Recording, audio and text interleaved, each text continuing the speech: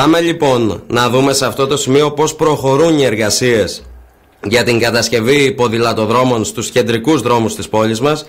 Πάμε να συνομιλήσουμε με την προϊσταμένη της Διεύθυνσης Προγραμματισμού Επενδύσεων και Υποδομών του Δήμου Κομοτηνής, την κυρία Ζωή Κοσμίδου. Κυρία Κοσμίδου, καλή σας μέρα. Καλημέρα σας, εσάς και στους ακροατές σας. Από τη Διεύθυνση Τεχνικών Υπηρεσιών του Δήμου Κομοτηνής.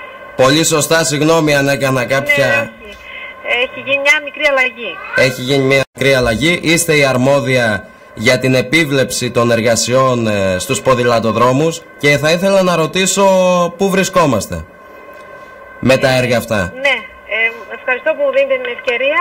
Μας δίνετε την ευκαιρία να ενημερώσουμε τους δημότες.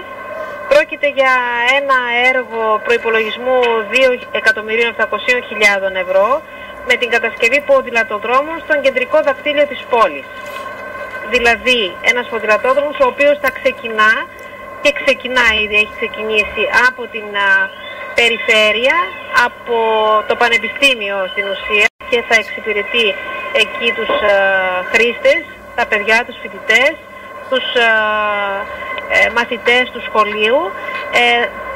Διατρέχει την Νικολάου Ζωήδου, περνάει από το Δημαρχείο, διαμέσου του πάρκου, του κεντρικού πάρκου της πόλης, συνεχίζει στην οδό Ορφέως, στη συνέχεια την οδό Δημοκρίτου, περνάμε από την Τζανάκλιο και κλείνει στην ουσία ξανά πίσω στην περιφέρεια μέσω του κόμβου του Ίκα. Κυριακίδη Σούζου εκεί κάπου. Ακριβώς, ναι. Βέβαια. Δεν υπάρχει, μας είπατε ότι το έργο αυτό έχει εκπονηθεί βάσει κονδυλίων που απορροφήσαμε από το ΕΣΠΑ. Κοιτάξτε, το έργο αυτό εντάσσεται ακριβώς όπως το είπατε σε ένα γενικότερο έργο που μιλάει για ολοκληρωμένες αστικές αναπλάσεις στα αστικά κέντρα των πόλεων, των μεγάλων πόλεων πρωτευουσών της περιφέρειας. Γίνεται με χρήματα του ΕΣΠΑ και το συγκεκριμένο έργο έχει εκπονηθεί από η μελέτη του από εξωτερικούς μελετητές, συνεργάτες του Δήμου, με την επίβλεψη τη δική μας, της υπηρεσίας.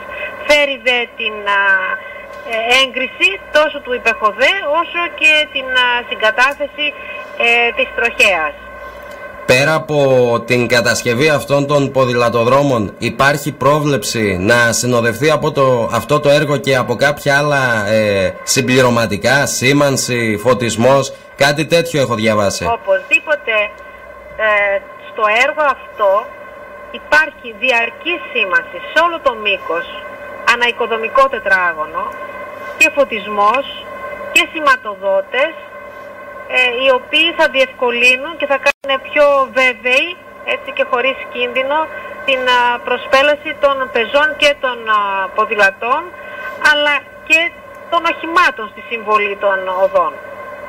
Βέβαια, αυτό δεν ξέρω κατά πόσο είναι αρεστό από πολλούς συμπολίτες μας οδηγούς, οι οποίοι αρέσκονται να διπλοπαρκάρουν, και τώρα με τη διαπλάτηση των πεζοδρομίων κάτι τέτοιο θα είναι ανέφικτο στην ουσία. Ναι, αυτό είναι καλό όμως. Αυτό είναι καλό, βεβαίως. Η αποτροπή του διπλοπαρκαρίσματος είναι ό,τι καλύτερο, και το μεγάλο πρόβλημα... Ενίδη ηρωνίας το είπα και εγώ, βεβαίως. Ακριβώς, ναι. Το μεγάλο πρόβλημα το οποίο υπήρχε και το οποίο θα αποτρέψουμε με την κατασκευή αυτού του δακτυλίου είναι αυτό. Η δυνατότητα του να διπλοπαρκάρει κανείς. Οπότε κάπως θα αποσυμφορηθεί και η κυκλοφοριακή ασφυξία στην πόλη μας. Πιστεύουμε ότι θα βοηθήσει, θα συνδράμει ιδιαίτερα. Και θα ήθελα να ολοκληρώσουμε έτσι την ενημέρωση που μας παρήχατε, κυρία Κοσμίδου. Πείτε μας, βάσει του χρονοδιαγράμματος, πότε αναμένετε να παραδοθεί αυτό το έργο στους συμπολίτες μας? Κοιτάξτε, ο χρόνος εκτέλεσης του έργου είναι 15 μήνες.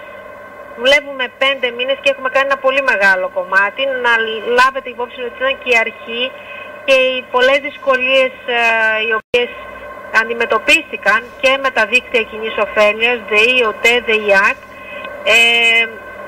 μας δημιούργησαν μια υστέρηση χρόνου. Παρ' όλα αυτά βλέπουν και οι συμπολίτες μας ότι το έργο δουλεύεται καθημερινά, Σάββατα. Είναι αλήθεια αυτό. Είναι αλήθεια αυτό. Το χαιρόμαστε και εμείς που έχουμε μια πολύ καλή συνεργασία και πιστεύουμε ότι εμπρόθεσμα θα παραδοθεί. Οπότε εντός ολίγων δηλαδή μηνών. Ναι. Μπορεί να είναι και μέσα στο 12 ή βλέπετε? Όχι. Θα είναι μέσα στο 13 σίγουρα. Μέσα στο 13. Ναι. Πάντως 15 είναι... μήνες αρχίζουν από τις 16, από το τέλος Ιουνίου περίπου. Εμείς αρχίσαμε 1 Ιουλίου κατ' ουσία να δουλεύουμε. Άρα έχουμε ένα χρόνο ακόμη, αλλά πιστεύω ότι νωρίτερα θα είναι όλο αυτό χρηστικό. Πάντως είναι ένα έργο, κυρία Κοσμίδου, που δίνει ανάσα στον αστικό ιστό της πόλης, γιατί είναι και μια πόλη όπου το ποδήλατο χρησιμοποιείται ευρέως και νομίζω χρειαζόταν ένα τέτοιο έργο. Και εμείς θέλουμε να πιστεύουμε ότι στο τέλος θα είναι ένα έργο που θα εξυπηρετήσει τους δημότες και θα δώσει ανάσα και στο κέντρο και μια άλλη εικόνα στην πόλη μας. Σας ευχαριστούμε πολύ. Και εμείς ιδιαίτερα. Να είστε καλά. Γεια σας.